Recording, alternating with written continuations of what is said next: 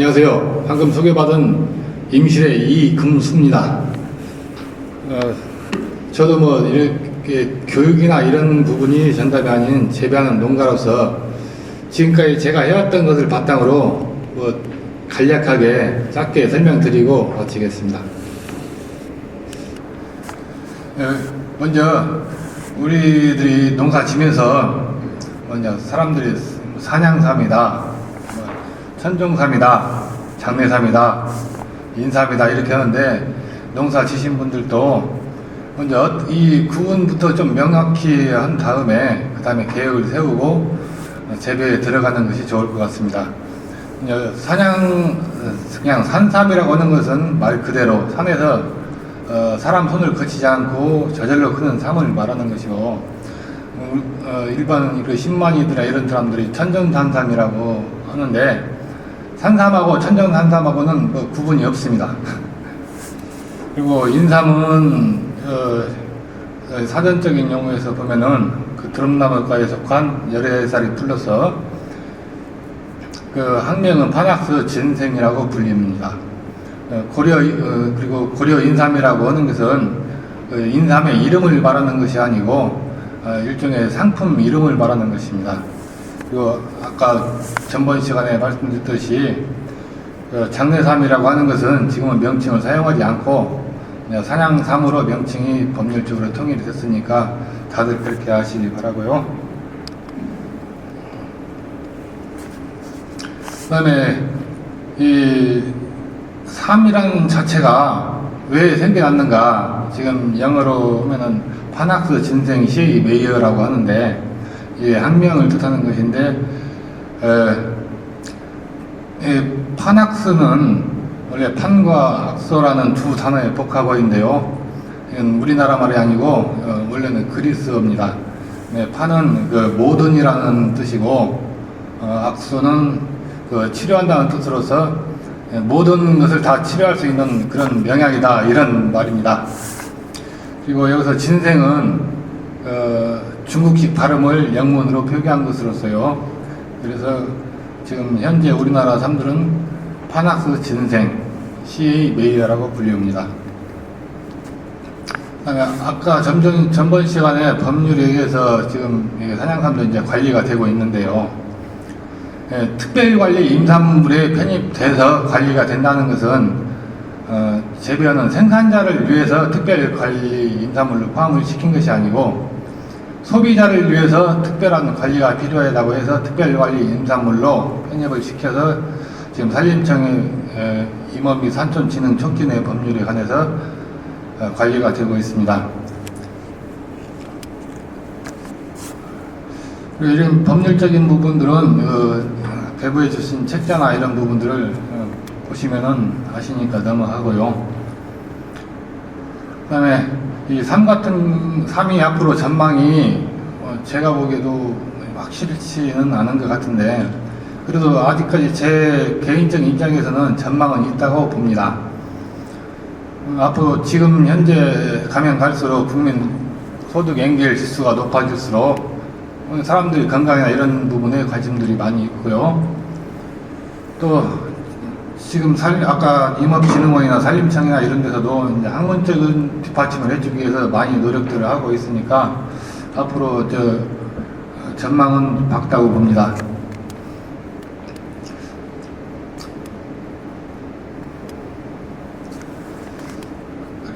먼저 이제 산양삼을 재배를 하게 되면은 애정지 선정을 하게 되는데, 이제 농가 입장에서는 과학적 기구나 이런 것을 좀 접하기가 좀 힘들고 그런 부분이 있으니까, 제가 보기에는 정북향보다는 동북향이 더 좋은 걸로 제가 느끼고 있습니다. 그리고 경사가 심한 데보다는 좀 평탄한 데가 더 재배 관리하기가 편하고요. 그 다음에 잎목 같은 경우에는 침엽수나 화렵수가 이렇게 단일 품목만 있는 것보다는 그래도 어느 정도 섞여 있어가지고 하는 것이 더 좋게 생각되고요. 토양 같은 경우에는 우리들이 이렇게 땅을 파봤을 적에 일단 낙엽을 걷어내면은 검은 토양이 있는 것이 좋습니다. 네, 그 검은 토양이 아까 그 토양 검사에서 뭐 적색이라고 이렇게 하는데, 일단 땅을 파게 되면은 검은색 부식토 부분이 있고, 그 밑에는 이제 적색이나 이제 회색이나 이렇게 색깔들이 나눠서 구분이 되는데요. 일단 밑에보다는 일단 부식토층이 되도록이면 두꺼운 층이 좋고, 또 낙엽이 너무 많이 쌓여 있는 것보다는 적당히 쌓여 있는 것이 좋은데, 낙엽이 많이 쌓여 있는 곳은 저도 되도록이면 피해서 잘 안 심습니다. 이거 제가 재배하는 그 산양삼 재배지인데요. 저쪽에 보면은 경사진 부분은 저도 심지를 않고 밑에 완만한 부분에만 지금 재배를 하고 있습니다. 제가 재배하는 토양은 아까 같이 부분을 보면은 적색인데, 이렇게 혼혈임으로서 침엽수하고 소나무 계통 쪽하고 참나무 쪽이 좀 섞여 있습니다. 근데 3월 심게 되면은 예정지 작업을 하게 되는데요. 이 예정지 작업하기 전에 특히 인간에서는 경계 때문에 나중에 가서 말썽이 생길 여지가 많이 있어요. 지금 현재 산림조합이나 이런 데 가면은 GPS 같은 것이 있으니까 산림조합 직원한테 잘 말씀드려가지고 하루 가서 먼저 잠깐 경계 부분을 확정을 먼저 지어준 다음에 그 다음에 예정지 작업을 하시는데, 그냥 작업하기 용이할 정도로만 한다고 해서 막 기계톱 가지고 나무를 막 줄로 이렇게 벤다더니 이렇게 하면은 산지관리법에 위배되니까 이렇게 넘어지는 나무하고 이렇게 잣나무 정도만 쳐서 작업하기 용이할 정도로만 해주십시오.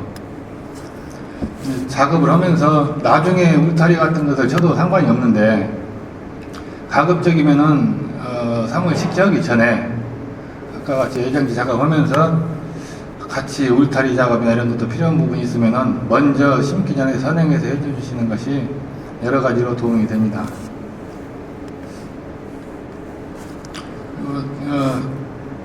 광도 같은 것을 측정을 할 적에는 이렇게 이제 광도계가 있으면은 이렇게 광도계를 측정을 해보면 좋은데, 만약에 없으실 경우에는 이렇게 숲속에 들어가서 하늘을 봤을 적에 바람이 이렇게 불 때는 햇빛이 잠깐 들었다가 또 바람이 없으면은 햇빛이 안 보이는 그런 정도가 재배하기가 좋은 것 같고요. 이렇게 지금 나무가 우거진 데는 제가 한번 재보니까 11,000룩스 정도 나옵니다. 이렇게 나무가 없는 데는 3만 룩스가 넘게 나오는 것도 있고요. 예정지 작업이 끝났으면은 저 산양삼을 이제 심어야 되는데, 지금 현재 법상으로는 뭐 인삼시나 산삼시나 이런 구분이 없으니까 그 품질 검사에서 합격된 종자를 이제 구입해서 쓰시면 되는데, 그냥 시험만 갔다가 지금은 심는 것이 아니라 그 검사된 필증까지 같이 꼭 갖다가 시군청에 제시해가지고 등록이 되게끔. 심기 전에 물론 토양 적성 검사도 먼저 받은 다음에 그 적성 검사사하고 아까 같이 그 종자가 됐건 종묘가 됐건 그 검사된 필증하고 같이 가셔서 신고를 하시면은, 지금은 그 해당 시군청에서 산림과 담당하시는 분도 상당히 잘 해줍니다. 하시다가 궁금한 것이 있으면은 가까운 그 시군청 담당자한테 한번 문의하셔가지고 이렇게 추진해 주시면 되고요. 종자 종묘 선정하실 적에 뭐 자관 되도록이면은 깨끗한 놈, 그리고 뭐 이렇게 그전 이렇게 사모하시는 분들은 뭐 옥주가 있다고 좋다고 이렇게 하시는 분도 계시는데, 옥주 부분은 지금은 과학적으로 선충의 집이라고 판명이 돼가지고 옥주 이렇게 홍난 것 같은 것은 좋지 않은 걸로 나왔습니다. 그리고 혹시 종묘 같은 걸로 하실 적에는 가급적이면 연수가 좀 낮았을 적에 옮겨 심어주는 것이 좋고요.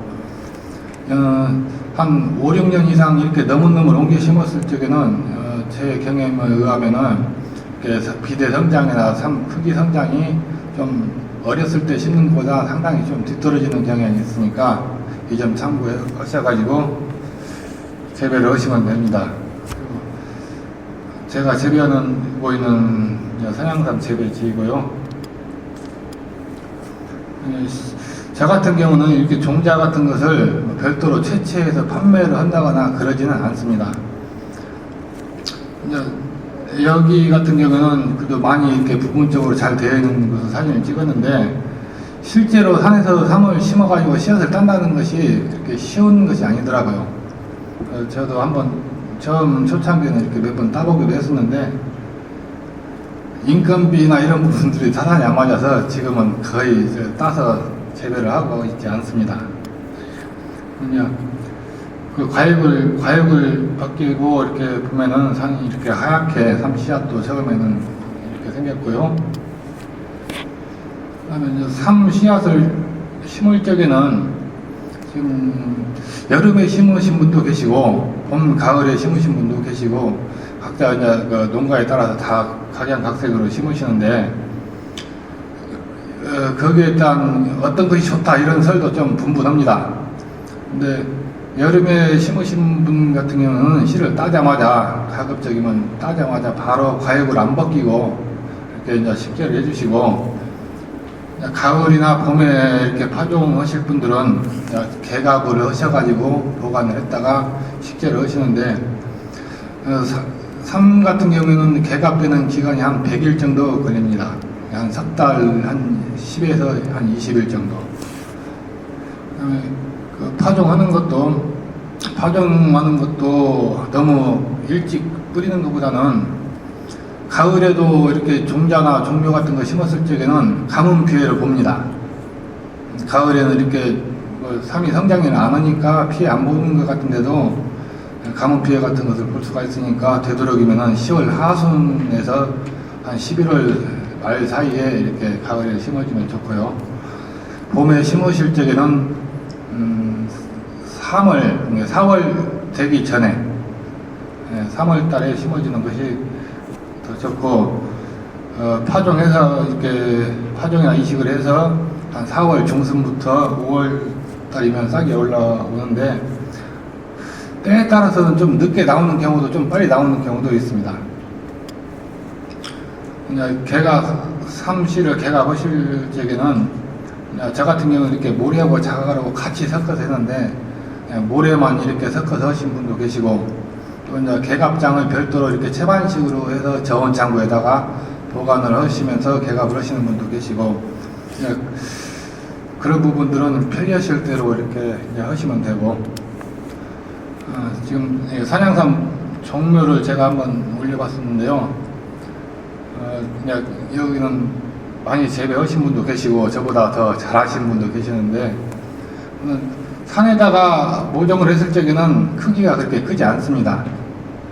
한 1, 2년생 같은 경우에는 1년생이 더 크다, 2년생이 크다 이렇게 별반 차이는 없는 것 같고, 3, 4년, 5년 정도 되면은 좀 크기가 이렇게 좀 확연히 좀 차이가 나는 경향이 있는데, 이걸 보면은 그래도 삼이 한 산에서 심었을 적에는 3년에서 한 5년 사이에 좀 많이 크지 않느냐 이렇게 보여지고요.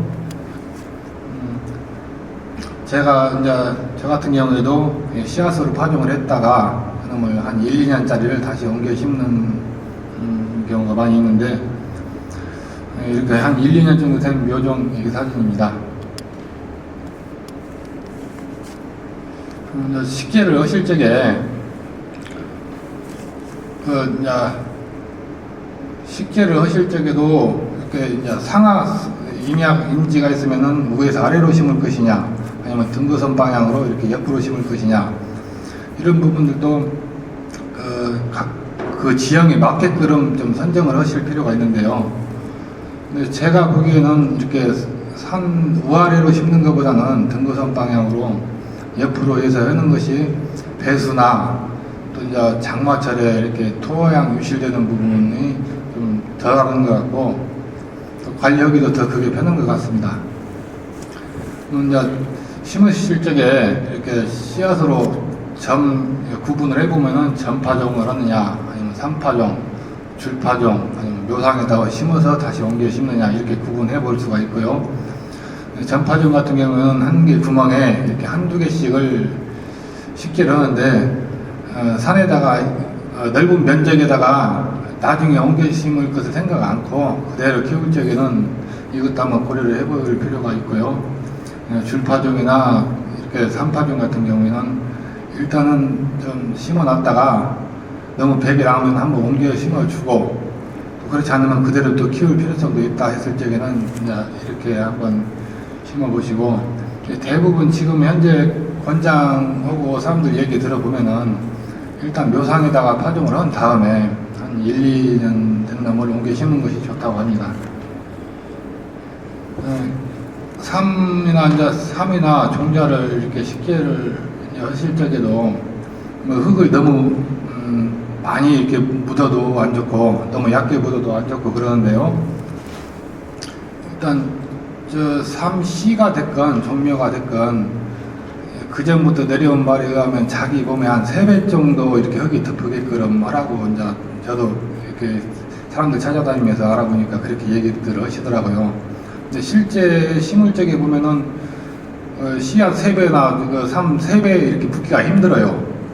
그래서 저 같은 경우는 기준을 어디다 뒀냐, 또 비가 오면 또 흙도 쉽게 내려가고, 그래서 저는 씨로 했을 적에는 손가락 마디 하나 정도 이렇게 붙이게끔 하고, 모로 심었을 적에는 한 2마디 정도 붙이게 이렇게 합니다. 그래서 그런 부분들은 한번 참고하셔가지고 식재 하실 적에 하면 도움이 좀 많이 될 겁니다. 그리고 상을 키우시다 보면은 제일 애로사항이 이 삼이 지금 현재 1년짜리 심는데 앞으로 뭐 10년, 어떤 때는 15년도 키울 사람도 있고 7년도 키울 사람도 있고 그런데 이 삼이 그때까지 잘 살아있느냐, 이런 부분들을 심으실 적부터 머리에 염두를 두고 심으셔야 됩니다. 그러면은 이게 1, 2년 단기간에 키워지는 삶이 아니기 때문에, 특히 산에서는 제가 알기로도 멧돼지 같은 것은, 울타리 같은 것을 치면은 어느 정도 커버가 돼요, 큰 짐승들은. 근데 특히 쥐나 두더지 같은 경우는 약을 놔서 저도 잡아내고 덫도 놔보고 가진 방법을 다 써봤지만은 그래도 어디서 보는지 옵니다. 그래서 지금 주변 사람들 같은 경우에는 지금 시중에 가면은 알밤같이 조금 둥글둥글한 쥐약이 있어요. 그 부분들을 비닐에다 싸가지고 아예 심을 적에 땅속에다가 같이 이렇게 묻어주고, 또 이제 중간중간에 또 쥐 구멍 있으면 거기다가 약을 넣어주고, 그다음에 쥐 덫 같은 것도 수시로 놓고, 그래서 꾸준히 관리를 하시면은 그냥 내비둔 것보다는 그래도 상당히 없어지는 것이 줄어드는 그런 효과를 보실 수가 있을 겁니다. 이렇게 산이 대부분 경사가 됐는데 이 땅을 저렇게 파실 적에는 되도록이면은 부엽토에서 그 밑에 빨간 흙이나 이런 부분들이 부엽토가 지나면 속흙이 나오거든요. 속흙까지는 안 파지게끔 해서 하시는 것이 삶 성장에 좋고요. 그 다음에 혹시 심으실 적에 낙엽이나 표토층, 그 다음에 일반 흙 같은 것이 나오면은 그놈을 막 섞어서 놓지 마시고 이렇게 따로따로 구분해서 긁어놨다가 나중에 덮으실 적에 순서대로 덮어주시면 되고요. 제가 그림을 좀 잘 못 그려서 그러는데, 일단 저기 누워있는 게 삼입니다, 삼. 이와 같이 이제 순서대로 놨다가, 저 같은 경우에는 이 안쪽을 조금 더 깊이 팠었어요. 제 나름대로 한번, 이렇게 하면은 배수나 이런 부분들이 더 효과가 있지 않느냐. 그래서 그렇게도 심어보고 했는데, 그리고 또 심으실 적에, 이렇게 땅을 팠으면은, 이 안쪽에다 심는 것보다는 되도록이면 이 중간에서 바깥쪽에다 심는 것이 쥐 피해나 여러 가지 면에서 더 효과적으로 재배가 되는 것 같습니다. 이 점도 한번 참고를 하시고요. 이제 산 전반적으로 봤을 때 제가 심은 것은 위에서 보면 이렇게 계단식으로 아까 그 말씀하셨듯이 계단식으로 이렇게 쭉 이렇게 해서 바깥 모양으로 보입니다.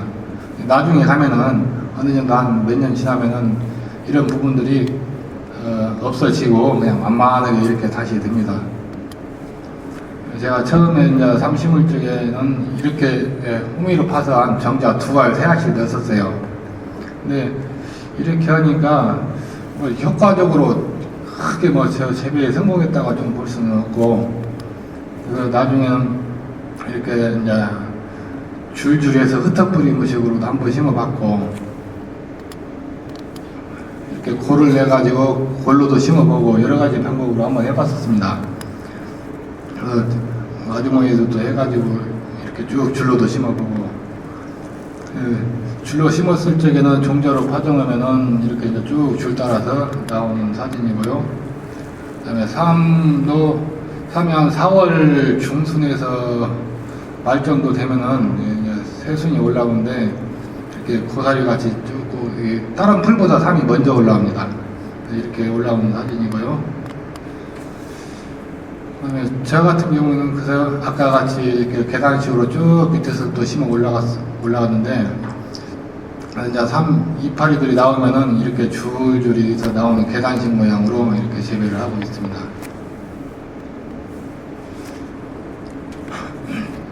근데 이제 삼을 심긴 심었는데, 그냥 심어만 놓으면 지가 저절로 잘 크는 것 같아도 그게 아니더라고요. 보면은 뭐 산뿐만이 아니고 벼가 됐건 일반 작물이 됐건 간에 그 농작물은 주인의 발소리를 듣고 큰다고 그런 말도 있잖아요. 근데 그 말이 결국 저도 해보니까 틀린 말은 아니더라고요.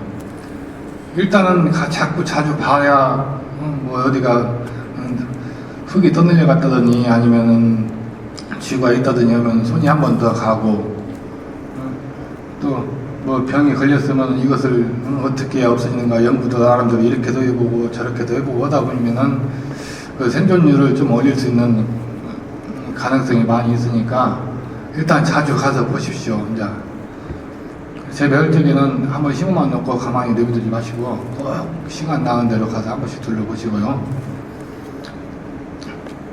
그 다음에 잡초도 제가 너무 많이 나면, 잡초가 그렇게 많이 나지는 않는데 간혹 가다가 보면 부분적으로 잡초가 많이 나는 것도 있어요.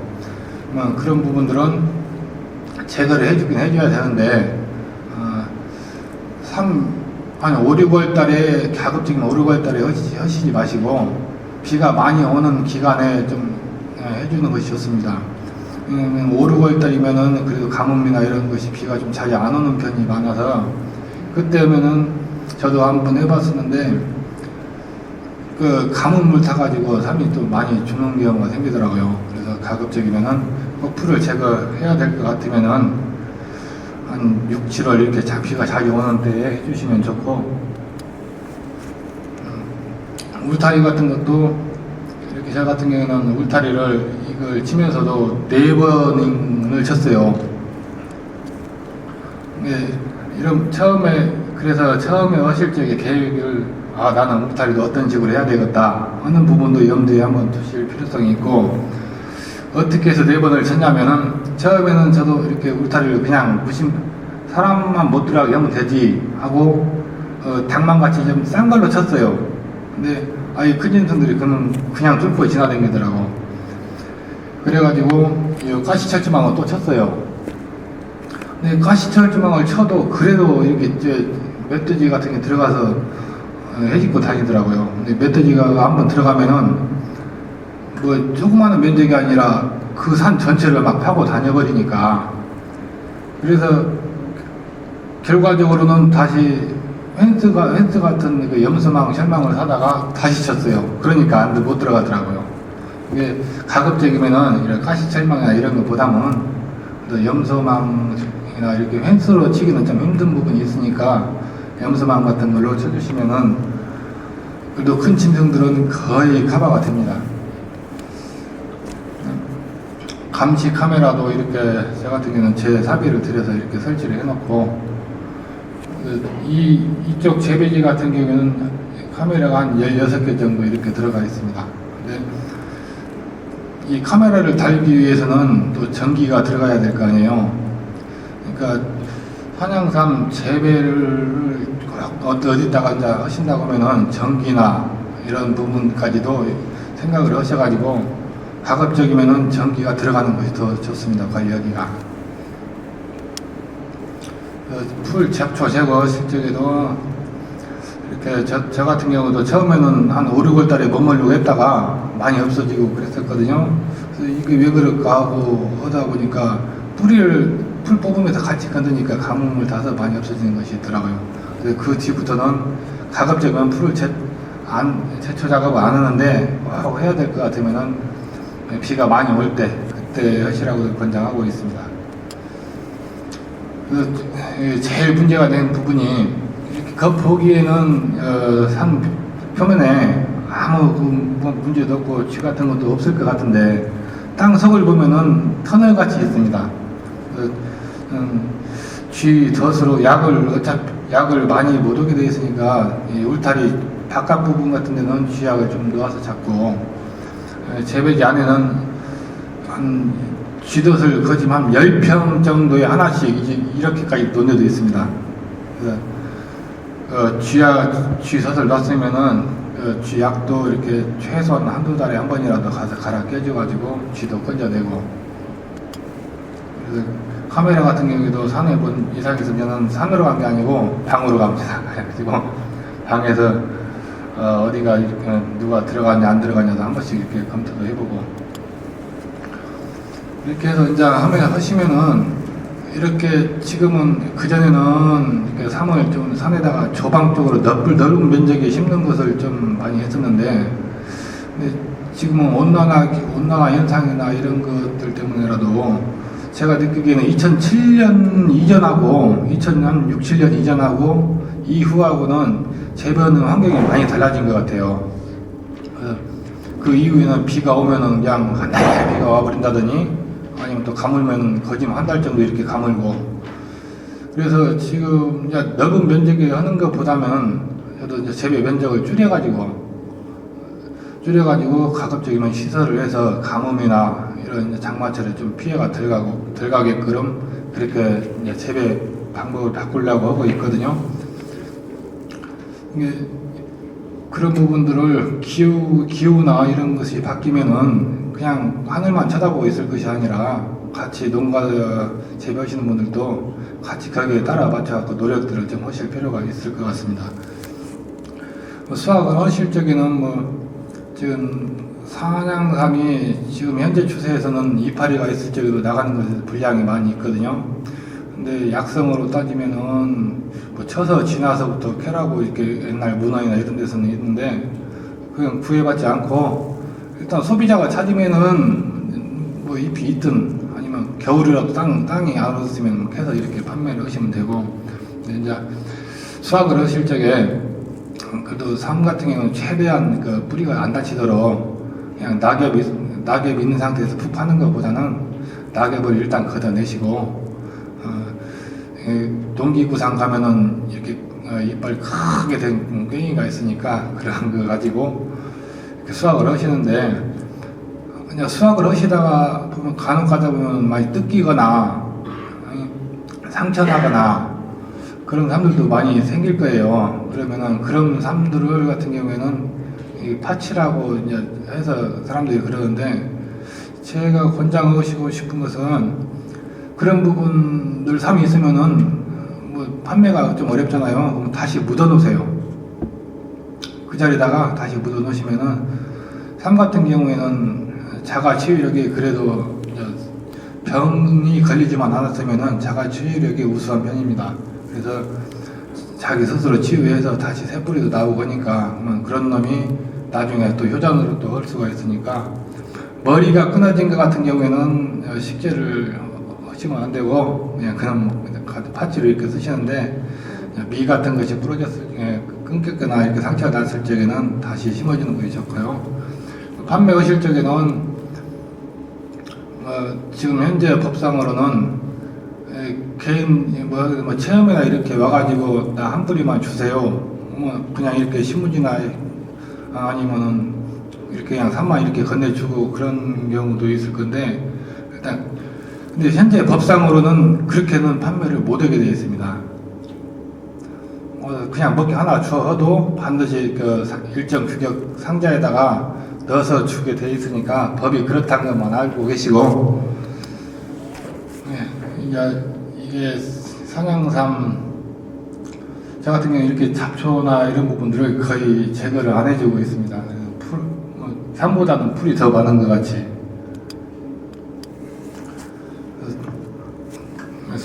제가 재배하는 이곳 토양은 이렇게 겉흙 같은 게 이렇게 가무스름합니다.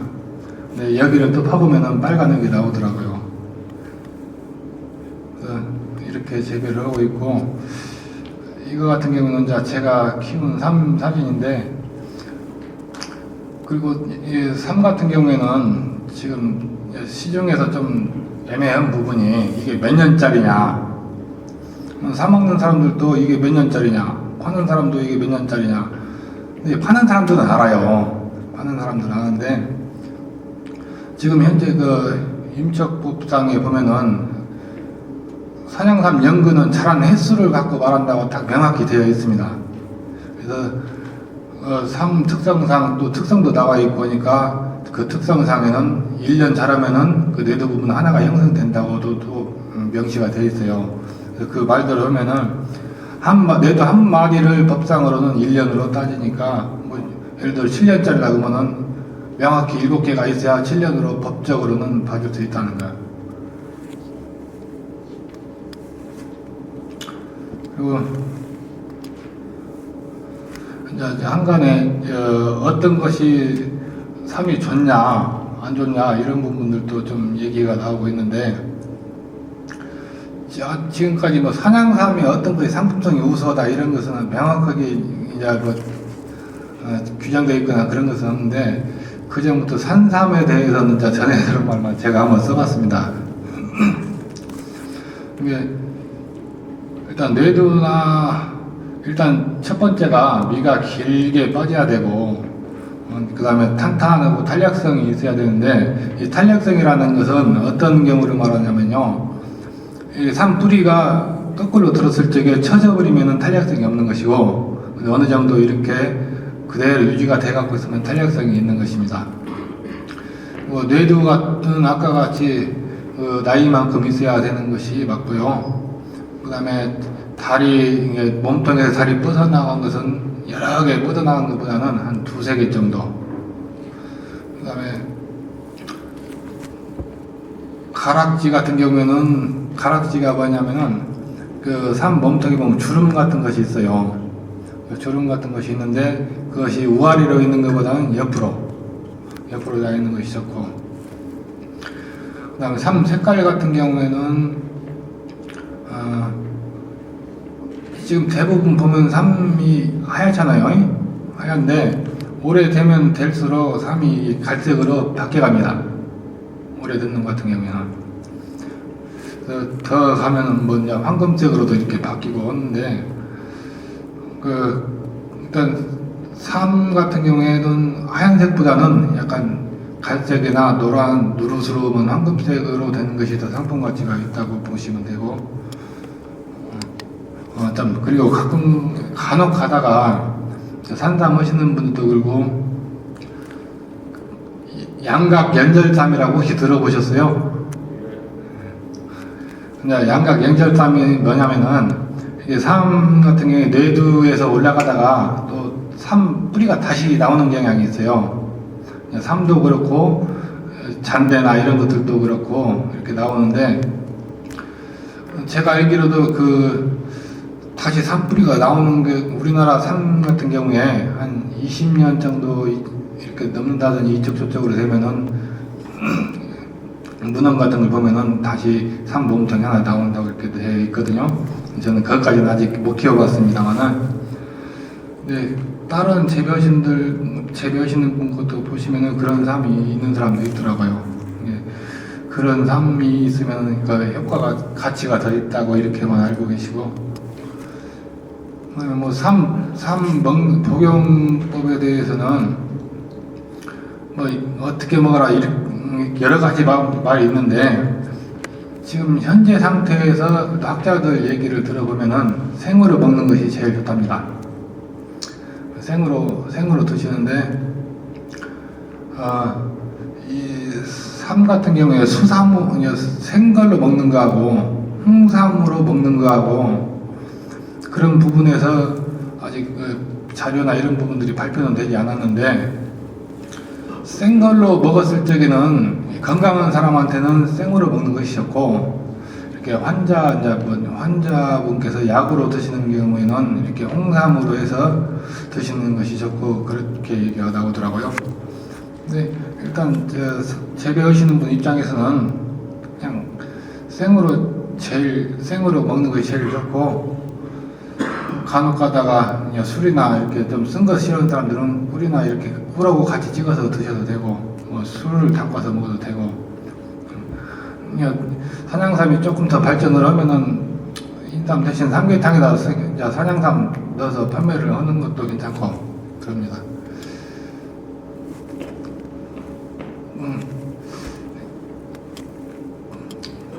그리고 산양삼도 병충해가 있는데요.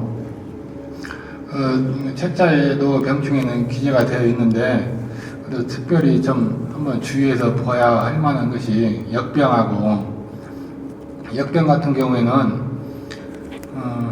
한 5월 중순부터 6월 중순 사이에 발생을 하는데 장마가 좀 일찍 시작되는 경우에는 좀 빨리 발생을 합니다. 그리고 역병 같은 경우에는 잎 가장자리에서 병세가 잎 가장자리에서 안쪽으로 진정이 되는데 삶 재배하시다 보면은 삶대 끝에 꺾어져서 이렇게 있는 경우가 있어요. 그런 부분들이 역병으로 하시면 되고 역병 같은 경우에는 사과나무나 복숭아나무 또 산에 있는 것 같은 경우는 개암나무에서 이렇게 전염이 되는 걸로 알고 있습니다. 그리고 잎 반전병이 있는데 산양삼을 키우시다 보면 제일 많이 접할 수 있는 것이 이 병이에요. 이것은 지금 아주 1, 2년 막 싹 나왔을 적에는 그렇게 좀 많이 안 나오는데 잎 중앙에서 이 가장자리로 병반이 확대되는데 여름철 장마 지나고 나서 이파리가 다 떨어지는 경우가 아마 있을 거예요. 거의 그런 부분은 이런 이 반전병 때문에 이파리가 떨어지는 것인데요. 이거하고 지금 삶 뿌리가 썩는 거와는 관계가 없습니다. 삶 성장이 좀 예를 들어서 한 10월달까지 이파리가 성장이 돼야 광합성을 해서 많이 비대 성장이 되는데 이파리가 일찍 떨어져 버리니까 산양삼이 크질 않는 거예요. 이런 부분 방지는 미생물제를 이용해서 방지를 한다고 해서 저도 미생물제를 한번 써보기도 했는데 이렇게 효과는 보지 못했습니다. 그리고 탄저병도 있고 탄저병 같은 경우에는 이것은 장마철에 많이 전염이 되고요. 특히 산 같은 경우에 아카시아나무나 이런 것들이 있으면은 대량으로 발생할 수 있으니까 그 점 한번 눈여겨서 보시고. 그래서 이 섬의 역사나 이런 부분들은 아까도 설명을 하시고 했으니까 한번 자료를 검토해서 보시기 바랍니다. 이상으로 강의를 마치겠습니다. 감사합니다.